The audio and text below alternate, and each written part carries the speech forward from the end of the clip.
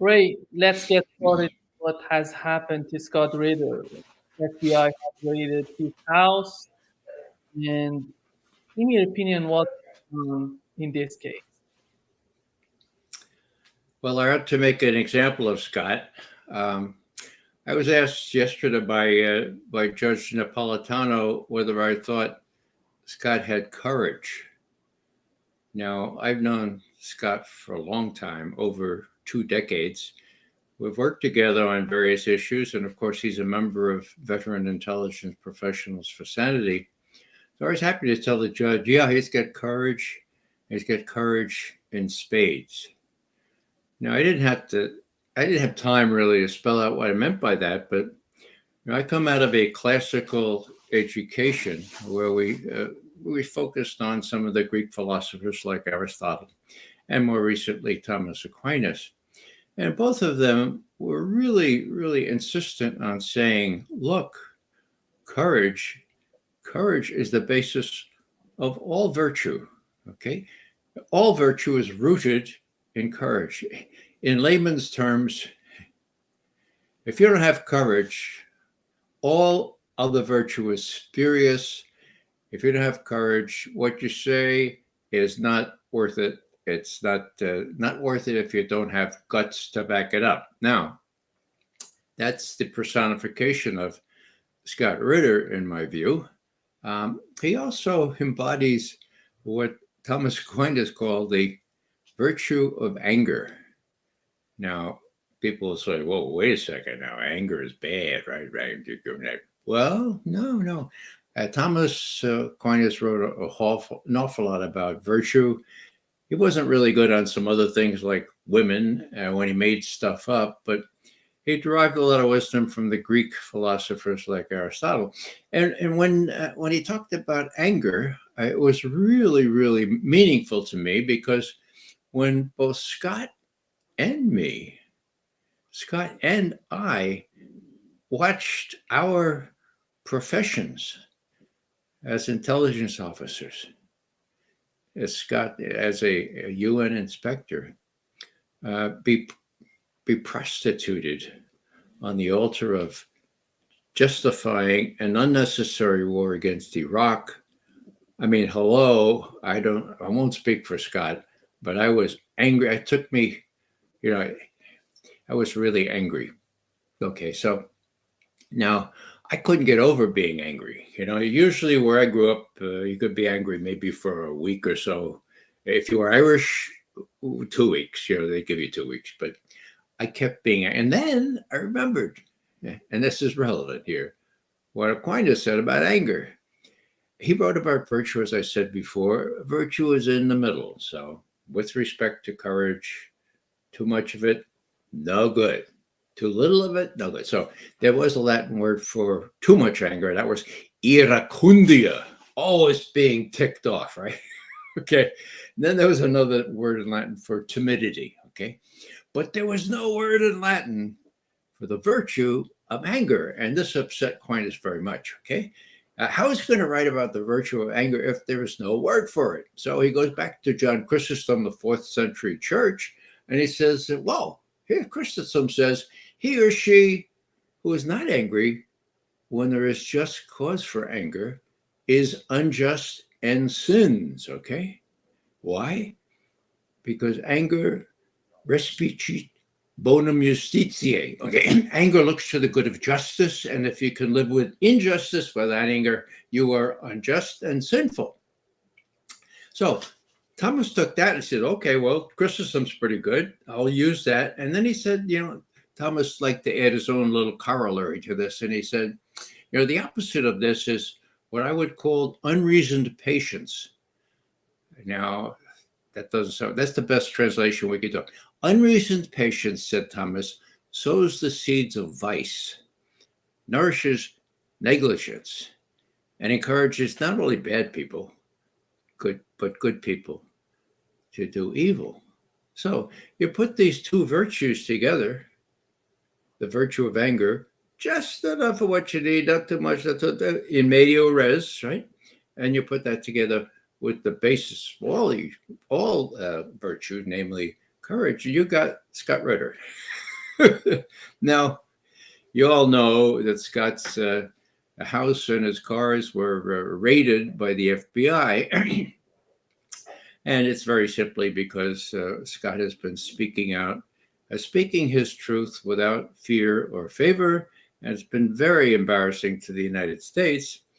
He has said from the beginning that the Ukraine could not possibly win this war, that Russia was bound to win. He was right. But that didn't mean that Putin was calling Scott up and saying, Scott, hey, we're going to win. Please say that. Ridiculous, right? Now, he knew that because actually Obama knew that. Now, let's go back a couple of years. 2015, Obama said, look, we have to choose our wars, okay? With respect to Ukraine, we should never give the Ukrainians the idea that they could prevail militarily against a much stronger Russia on their doorstep. Well, that makes sense, doesn't it? So Obama, Ritter, McGovern, and you could say Putin said, well, we're going to prevail, and they were willing to settle for a half a loaf. They were willing to settle in March, April of 2022 for very much less than they're willing to settle for now. And the US and the UK put the kibosh on that. Okay, so let's go back here and say, well, wow, Scott Ritter's saying all this, and people are saying, oh, Scott is acting as an agent of a foreign government. And that violates, the Foreign Agent Registration Act, right? It's just crazy. But that's what they're accusing him of. Now, back to when Iraq was a live issue, and he was trying to get in to see his senator. He's from New York. One of his senators was a woman. What's her name now? Hillary something. Oh, yeah, Hillary Clinton, right? So Scott came down from Albany, banged on her door, couldn't get past the receptionist. He wanted to tell her, look, I was the UN inspector that verified the fact that Iraq destroyed all their weapons of mass destruction. Don't you want to hear that? Apparently she didn't. Joe Biden? Joe Biden was head of Foreign Relations Committee at the time in the Senate. Could he get by his gatekeeper? Who was his gatekeeper? Oh, a little fellow named Blinken. Blinken wouldn't let Scott Ritter in. So Scott was, he was beside himself because no one knew better than Scott that these things had been destroyed. They wouldn't take his word for it. They wanted to have a war, okay? The intelligence people wouldn't take his word for it. They were so suborned, so politicized, so corrupted that they made up intelligence to justify the war. The Senate Intelligence Committee confirmed that after a 4-year study, confirmed that in a bipartisan report. Okay, now, what can I tell you that you don't know about Scott Ritter? It's pretty well known that he did everything he could to stop the war against Iraq. And actually, he and I flew to London at the request of one of the MPs there. His name was Michael Meacher, since deceased. He was actually one of the ministers in an earlier government, Minister for the Environment. He wanted us to talk to his colleagues there in Parliament. And so we flew over there and we tried to talk to these people, but no, the war had just started. They didn't want to hear anything, or they voted for it. They want to hear it. So we spent a couple of days there, but I got to know Scott really, really well then. Later on, and this is one story I want to tell if you have time. It's really, really indicative of who Scott is. Before the war on Iraq, take yourself back to October of 2002, when the intelligence community was suborned into creating a false narrative that Saddam Hussein not only had nuclear weapons, not only had weapons of mass destruction, and the national security advisor at the time, Condoleezza Rice, saying, "Oh, we don't want the first sign of this to be a mushroom cloud. My God, we don't want a mushroom cloud. No, okay." Well, that started coming up, and when they also said in this estimate that there was a sinister nexus. That's the way it came out in Colin Powell's speech on 5 February 2003, which in turn was based on this fraudulent estimate. Okay, so estimates October 1st, it was simply to get Congress to allow Bush and Cheney to make a war in Iraq. So let's fast forward now. We see Colin Powell's speech on the 5th of February. We wrote, Veteran Intelligence Professionals for Sanity, we said this is a bunch of malarkey, okay? But Scott was pulling his hair out. I didn't know at the time what he decided to do. So here's the story. Somebody gave the debriefing report from Saddam Hussein's son-in-law. His name was Hussein Kamel, okay? He had defected. He had come out and he talked to British, U.S. intelligence, and the UN, okay? And the debriefing report said that Hussein Kamel said that all weapons of mass destruction had been destroyed after the war and after the first Gulf War, okay? And that there weren't any left. And this was done under, he knew that this was done. And so the British and the American and the UN people said, well, how do you know that, And Kamel said, well, apparently you haven't done your homework because I was in charge of those weapons programs, all of them, chemical, biological, rocket or missiles, and the incipient nuclear program. Didn't you know that? Oh, yeah, we know that. But how do you know they did what you told them?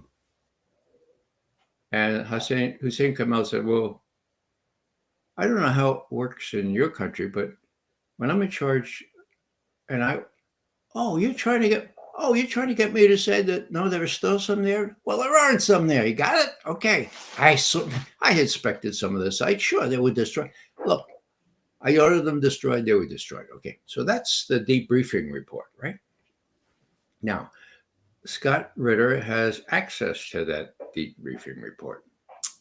But I don't want to get ahead of the story. I want to create a little suspense here. Okay. So on the 24th of February, so just weeks after Colin Powell told those lies at the UN about Saddam Hussein having weapons of mass destruction, Scott Ritter gave that debriefing report from Hussein Kamel, head of those programs, and gave it to Newsweek.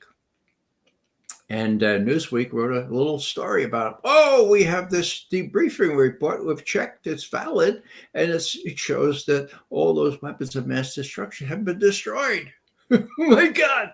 The 24th of February. When was the attack on Iraq? About 3 or 4 weeks later, right? So Newsweek had this report. I suppose they were afraid that Ritter would go to the other press and say, look, I gave this to Newsweek and they expressed it. So they reported on it, okay? And what happens next? Well, the press corps in Washington is, my God, this is not what we've been saying. This is not what Condoleezza Rice has been saying, Rumsfeld, Cheney. What we can do? Well, they go up to the CIA headquarters, okay? And they say, hey, what about this? What about this report? And Bill Harlow, who was their big PR guy, says, look, this story is, quote, incorrect, bogus, wrong, and besides, it's untrue. Apparently had a thesaurus there, and I looked up all those words. So that it is. You got it, that? Incorrect, bogus, wrong, and untrue. And so what happened? The press corps said, Bill, thank you so much, man. We were going to write a story on that, and that would have been really embarrassing because we want to have this war, and oh my God, what we do? Oh, so thanks for telling us. Okay, so it never went anywhere. Here's the story. I'm with Scott Ritter just about 4 or 5 years ago on some sort of mission, and I said, Scott, by the way, right before the war on Iraq, Newsweek had the debriefing of Hussein Kamel, and they printed it, but then they got warned off it. Do you know? Do you know who gave him that report?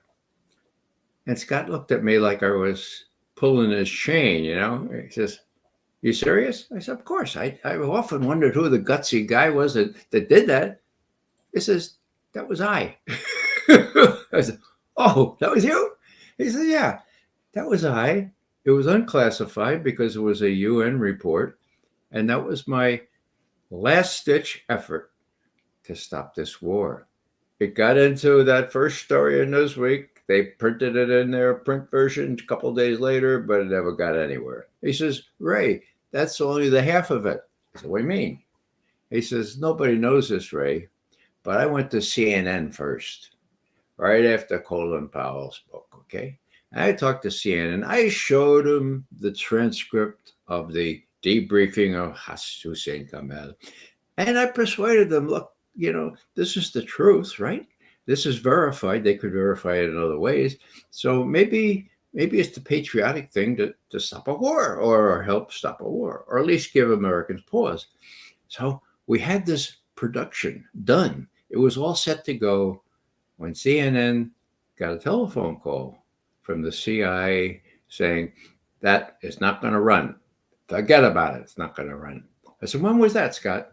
He says, "That's right before I gave it to Newsweek." Okay. So what I'm saying here is this guy won't relent in pursuit of the truth. And what has to do with preventing wars or preventing wars from expanding, or God help us, the use of nuclear weapons, he's going to do what's necessary in his view to prevent it. And no one has the credentials that Scott Ritter does. And so here we have a situation where he has been warning that the Ukraine war has been lost to Ukraine, okay, and to the US and to NATO. And Putin has been saying the same thing. So, whoa, Scott must be in Putin's pocket, right? He must be an agent of the Russians because he comes to that conclusion. And so we have to look into whether he's violating the Foreign Agent Registration Act. Give me a break, okay? I do the same thing. I've said the same thing. Last thing I'll say about this little calculus is that Scott became so full of the virtue of anger and justice, justice being the basis of all virtue, without courage, all other virtue is specious, if you have no guts. So what did he do? He got up as soon as the Israelis were showing they were doing genocide in Gaza, and he said, I used to be sympathetic to the Israeli people. No more. I will not support them in any way. And he came out very strongly against the Israelis. More important, perhaps, is that he was the first one to tell me and anybody else, look, the Israeli army is not going to prevail against Hamas. What do you mean, Scott? You mean that wonderful army that we've trained and that we've equipped? No, they're not going to. It's a farce. They're not going to be able to do it. It's a Potemkin village. They can't do it. Okay. So, hello. Scott was right on so many other things. I thought, well, we had to listen to that. And of course, has Israel predominated over Hamas? Not really yet, right? And how long has it been? Well, you count the days, 100 and some days. Okay. So that does not endear him to the powers that be, the people who want to keep supporting Israel, the people that don't want people to talk about genocide. And so what do? Well, instead of Well, yeah, they used to shoot the messenger, right? You shoot the messenger. Well, now they send the FBI in to raid your home. And this is so outrageous that people like me seek some sort of humorous thing to latch on to. And here's one for you. One of my children said, "Dad, I heard about what happened to Scott Ritter, and I called up the FBI. You have never cleaned out the inside of your car appropriate like Mom has asked you to do. Now is a great opportunity to have it done for you." So I called the FBI and I said, "Look, make sure you do a really good job on the inside of that car. And besides, he's got a storage bin. It's a mess, for God's sake. Please do that one too." Now that was, of course, apocryphal, but you need to have a little lightness in your life, and it's just awful what they've done. And of course, it's just to make an example of him. And they will not find, Scott, they will not find any evidence that Putin gets on the horn today. Scott, say this, say that. As a matter of fact, I'll end with this on this little episode.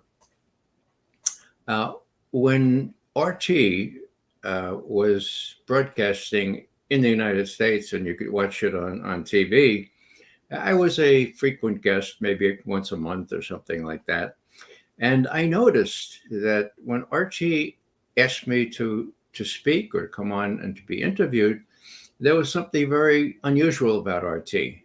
And that was that all the others, what was it, BBC, NBC, CBS, ABC, CNN, Fox, okay, they all asked me for a pre-interview interview. Okay. Finally, I caught on. I said, "Oh, I see. Last time you asked me for a pre-interview interview and you heard what I was going to say, you found somebody else, right? I'm not giving any more pre-interview interviews, okay?" Now, relating to RT, it was the only such shop that never asked me for a pre-interview interview.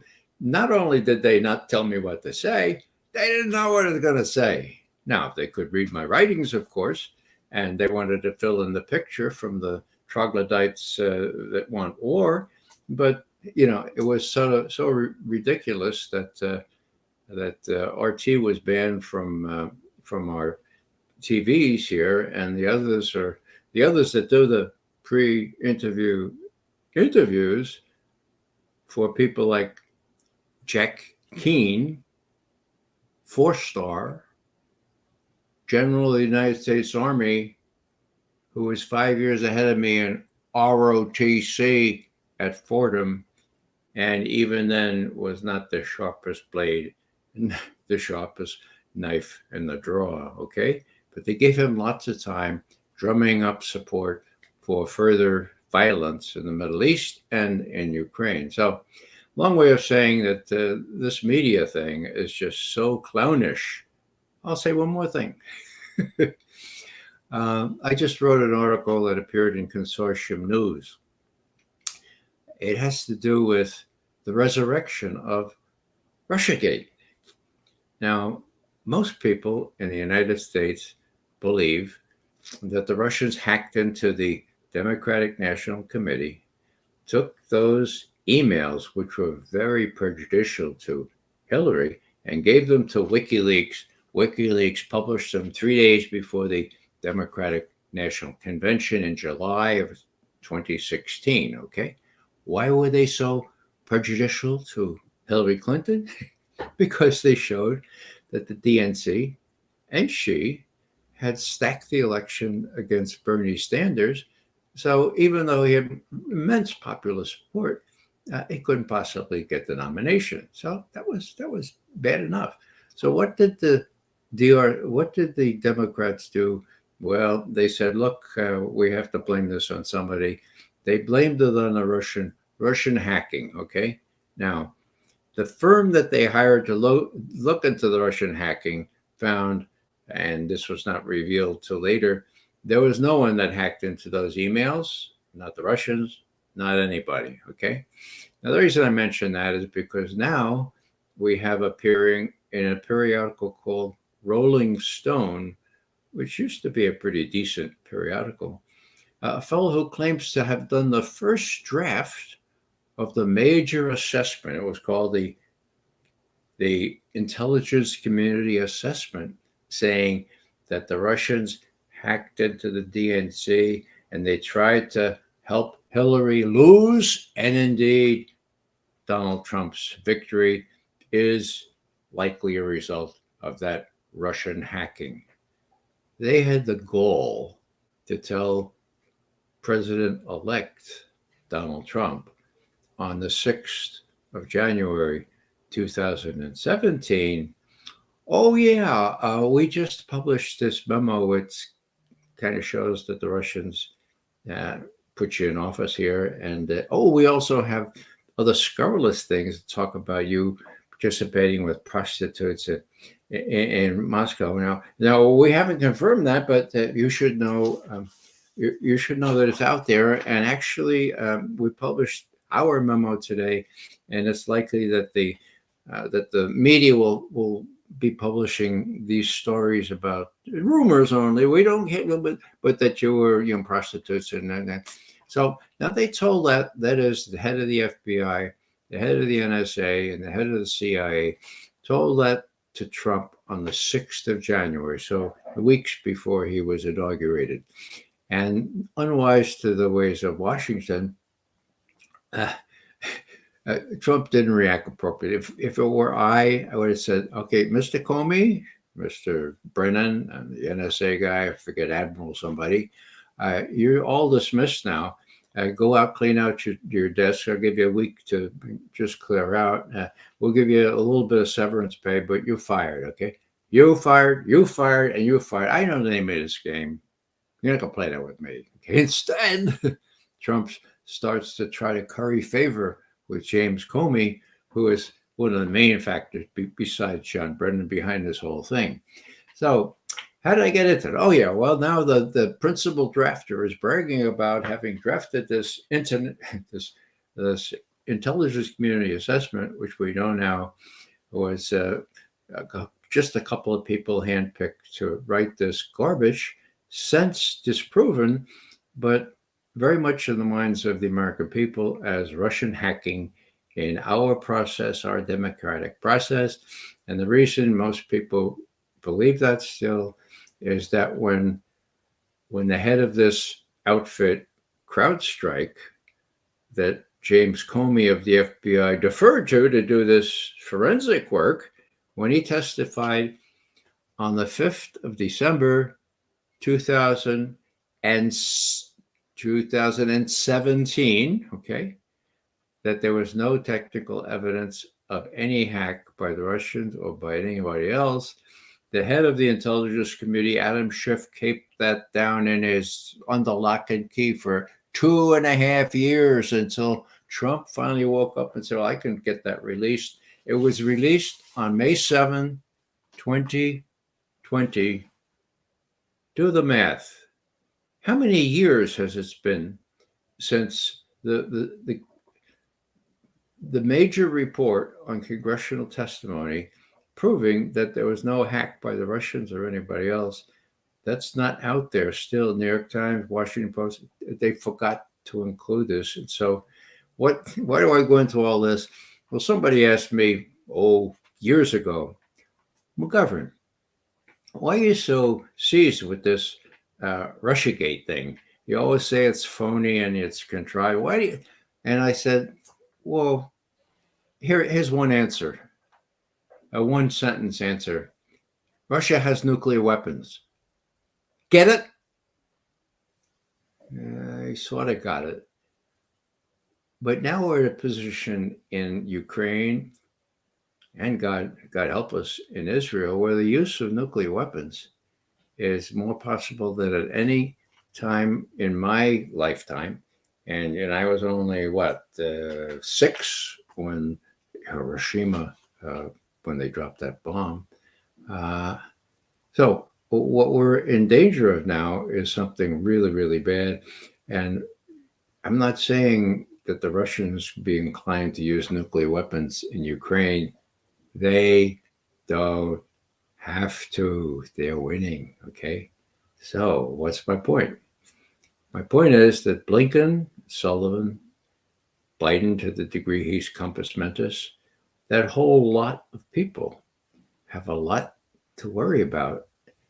Not only their ineptitude over the last several years, but the fact that they were all involved in one way or another in Russiagate. Okay, um, Sullivan was Hillary's campaign manager, and he was the one, the sort of intellectual author, if you can call it that, of Russiagate.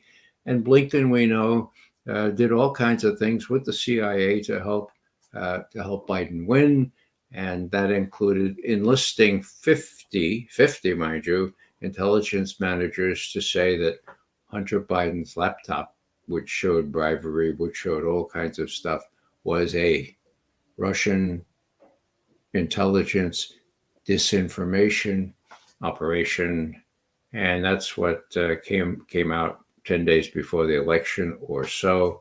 It certainly helped Biden. I'm not sure whether through the election to him, but we'll never know that, but it certainly helps. So Blinken was behind that, and that's in court testimony by an acting director of the CIA who was enlisted to do this. He got 50 of them, and then he had it himself. His name was Mikey Morell. And so all these people are very vulnerable. Now, what's my point? My point is simply this. If the Russians keep going as well they can, and it becomes clear that Ukraine is suffering a definitive loss, and this ATACMS and HIMARS and all that stuff are not making any impact at all. Sending Ukrainian troops into Kursk is not making any impact at all. They'll all be chased out within that couple of days. So what these people are going to tell Biden? My God, Mr. President, looks like we're going to have a definitive defeat here in Ukraine before the election. And, we used up all those 155 millimeter shells and the other stuff we had, the fragmentation stuff. But we still have the top shelf there in the lock. Well, you know the combination, Mr. President. Those are the tactical nuclear weapons. Those are the just low yield nuclear weapons. We drop one of those, and that would show the Russians we mean business, and it would stave off a definitive loss in Ukraine, and thus a likely loss in the election, and thus a likely loss of any likelihood of prosecution under Trump, who by now is wiser to the ways of Washington, and who now knows exactly what was done to him and by whom. Ray, you pointed out a very important point that Russia doesn't need to go nuclear because they're winning. But in the case of Israel right now in the Middle East, we know they're not winning, they're losing in the conflict. That's why the situation is so serious. And we know they don't have any sort of wisdom that Russia has. They may go nuclear. How do you find the problem that is emerging in the Middle East? Well, I'm worried sick. People talk about the Samson option, and I could refer you to, I think it's First Kings of the Bible, where Samson is captured by the Philistines, I guess, and rather than he pulls the pillars of the temple down, kills himself as well as everybody else. That's the Samson option. Cy Hirsch wrote a book about it. Now, would the Israelis resort to that? We know they have nuclear weapons. In extremis, would they use them? Now, if you're talking about people like Netanyahu and some of the rabid people he has around him, I would dare say that you would have to guess the answer is probably yes. They probably would use them. Now, you don't want to rely on guesses by McGovern. So I did a little research on this. There's one military historian, military advisor that the Israelis and the U.S. intelligence and military honor or respect more than any others. His name is Martin van Crefeld. Now, he's a Jewish guy. He was born in the Netherlands, therefore the name, but he's been in Israel since he was 2 or so. And he's quite an accomplished military historian. So I looked up what Van Crefeld has said here. And let's see, where is it? Yeah. He wrote a book called The Transformation of War, required reading among U.S. Army officers. Required reading by an Israeli military analyst? Yes, right next to Sun Tzu and von Clausewitz. Okay? Now, this is what he said. Martin van Crefeld. He said this 20 years ago, but it's been consistent Israeli thinking. Our armed forces have the capability to take the world down with us. And I can assure you that that will happen before Israel goes under. Samson option. We will take the world down with us. Now, as I say, Van Crefeld has been looked at with great respect by U.S. colonels and all those kinds of people. I want to tell you that he was also pretty sensible in weighing how stupid U.S. military put a kind of human face on him, because this is what he said about the invasion, the British-American invasion of Iraq in 2003. 2 years later, Van Crefeld made headlines that the 2003 invasion of Iraq was the most foolish, quote, the most foolish war since Emperor Augustus in 9 BC sent his legions into Germany and lost them, period, end quote. All right. The most foolish war. So the guy's got his head screwed on, right? He's an Israeli, and he's telling us, it's likely that they will resort to using nuclear weapons if Israel goes down. I think those were his words. So, yeah, am I worried? Of course I'm worried. Are people counseling caution? I mean, Netanyahu, for lots of reasons, and his right-wing associates seem impervious to caution. And what they're trying to do now, of course, as I said before, is to get involved in the kind of situation with not only Hamas, but Hezbollah, and get in such dire straits that the United States Armed Forces will have to come to his aid. And people say, well, that's foolish. That's crazy. Crazy like a fox. There's just a couple of months now left before the election. The Israel lobby and the donor class are so powerful that my guess is that sly like the fox would apply here, that Netanyahu, expecting fully that the U.S. couldn't possibly let him not succeed, or at least let him be defeated, that they would jump in. And there we have the U.S. involved in this thing in a military way. You have Russia now supporting Iran with, by recent reports, anti-aircraft, I was going to say artillery, that's passé, missiles, missile systems of great sophistication. Other things that have no doubt come down on those IL-76s, IL-96s, and Shoigu, Shoigu arrived there in Tehran in a very demonstrative way, This is only done when the Russians are convinced that number one is necessary, and number two they're going to be supporting a winner. Okay. Now I go back a ways, right? That comes from Vietnam. The Russians were very chary about the prospects for the Viet Cong, for the communists in Vietnam. And then they watched for a couple of years, okay? And then when they were convinced that the U.S. was making a terrible mistake by continuing to try to beat this national movement, then they came in big time. They sent Kosygin down to visit Hanoi. He was the premier at the time, and they promised some goods.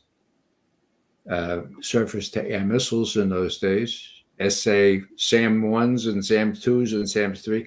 They didn't make a big difference. They didn't shoot down too many U.S. planes, but they were there. So the point is simply, once the Russians became convinced that it was not only kind of necessary to protect their image as a protector of all communists, but also safe, okay? The Viet Cong going to win, okay? So this was a smart move on their part. And it turned out to be a smart move because whereas before they had sold the Ho Chi Minh and the Vietnamese communists down the river at Geneva in 1954, here they came in with some help, some military help, not as much as the Chinese provided, but at least they saved face. And more important, they were convinced that it was necessary for their image and that it was safe because the VC would win at the end. I suggest that when Shoigu was sent down by Putin, now Shoigu and Putin are best friends. I mean, they go fishing together. There are all kinds of photos about the hunting together in big hunting suits and all. So Shoigu, who was defense minister and now is the equivalent of Tony Blinken, not Tony Blinken, but Jacob Sullivan. I mean, invidious comparisons are invidious, but anyhow, he's the national security advisor for all intents and purposes. He goes down there in a demonstration of solidarity, but what else did he do? I think, since the Russians don't want a wider war, he was kind of trying to figure out what form is this retaliation for those assassinations? What form will Iran choose? And maybe it'd be better not to do the kind of thing that would cause a casus belli, where Netanyahu would find it easy to get the U.S. in with both feet. So I think there was a council of caution there. The Russians have a lot to lose here. So do the Chinese, if the especially with the Chinese, if the oil can't flow out of the Persian Gulf. And last but not least, the Russians and Iran are this far from having a new treaty, 20-year treaty, I think it is, has been negotiated over the last 3 years. It's ready for signature now. Most people expect it to be signed at Kazan at the BRICS conference in October. And it's tantamount to a mutual defense treaty. It's sort of like the treaty that Russia has with China. It's not exactly a mutual defense treaty where each side is bound to come immediately to the help of the other, but it's just a tad short of that. Now, I imagine, this is pure speculation on my part. I imagine that treaty ready for signature. I'll bet that the Iranians said, "Hey, Mr. Shoigu, hey, let's do that now, huh? I mean, let's. I mean, this will really put a deterrent factor, really weighty one on the Americans and the Israelis." And Shoigu said, "No, we'll wait until the BRICS in October in Kazan." That's my guess, because the Russians don't want to give the Iranians the kind of carte blanche that the United States gives to Netanyahu. And maybe I'll leave it there. Ray, the other thing that was so important was Turkey joining South Africa in that case of genocide against Israel. In your opinion, does it have any meaning for the Biden administration or even the Netanyahu administration? Well, the Biden administration is tone deaf. Uh, the Netanyahu administration is just singularly focused on genocide and bringing the U.S. in if they go against Hezbollah. So Erdogan talks a good game, and he's quite willing to do demonstrative uh, gestures like this. This is not as much as he could do. He could cut off all economic relations with Israel. My information is that a lot of oil still flows from Iran to Israel. He could do other things, like, for example, allow that ship that has been trying to get supplies to Gaza for a couple of months now. Allow it to leave port, for God's sake. I have friends on that ship, or they used to be on that ship. They're probably home now. But he won't even do that. So that would be a tangible demonstration of Turkey's willingness to cooperate and to do more than just rhetoric with respect to Israel. Now, the caveat here is that if there is a wider war, then we have the prospect of Turkey supporting Hezbollah, Hamas, and Iran. Now, Turkey is a member of NATO. If the U.S. is involved militarily, would we have two NATO members fighting each other? I mean, it's strange beyond belief. Hopefully it won't come to that. But those are the equities involved here. I have no guarantee that Blinken and Sullivan are smart enough to realize, wow, they're in this pretty deep. They ought to get out of it. And the way they get out of it is tell Netanyahu, knock it off. No offensive against Hezbollah. We will not support you. Now, every now and then you get mealy-mouthed reports in the press, in the Western press. Here's one about a week ago. President Biden has told Netanyahu, look, go ahead this time, but this is the last time. Mind you, this is the last time I give you full carte blanche.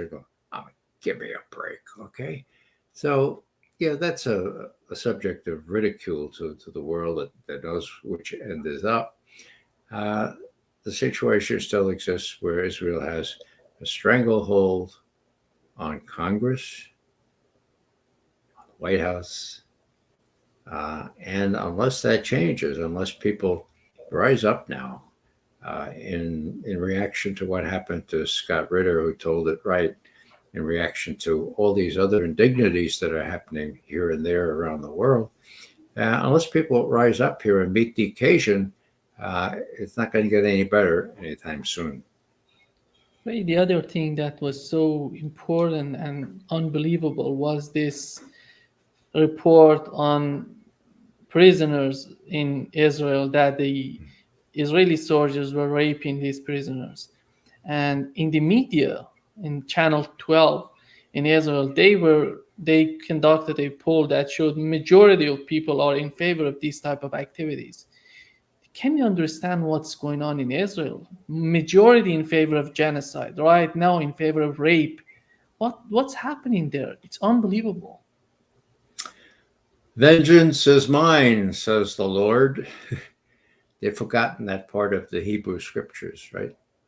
Vengeance is theirs. They're fixated on October 7th last year, the Hamas raid on Israel. They only know half the story because it was the Israeli forces that killed half of those people that were killed in those things. And so they're fixated on vengeance. And the degree of irrationality shows through in this brutality. And the fact that very often the New York Times will repeat legends, will repeat made-up stories by the Israelis, and have the President of the United States talk about beheaded babies. Remember that? Or have the New York Times talk about the raping of women, Palestinian, Israeli women. Now, there's no proof of raping of Israeli women, but now we had not only have these overt demonstrations about Israeli soldiers raping Palestinian prisoners, especially one, but there are reports that are credible that that was live streamed to Ben Gvir, one of the principal cabinet members. That's hard to believe, but look at what's coming out of his mouth. Okay, so you get that. Okay, now as the New York Times reported on that, I suppose that 2 weeks from now they'll say, well, there was these reports about rape and one person, but it wasn't really. They were using a broomstick. There's no broomstick, and let's go on to the. Oh, wow. So that's why they think they can get away with all this stuff. What else was I going to say? Just, well, it escapes you right now, and maybe that's enough on that one. Thank you so much, Ray, for being with us today. Great pleasure, as always. You're most welcome. Nima. See you soon, Ray. Thanks.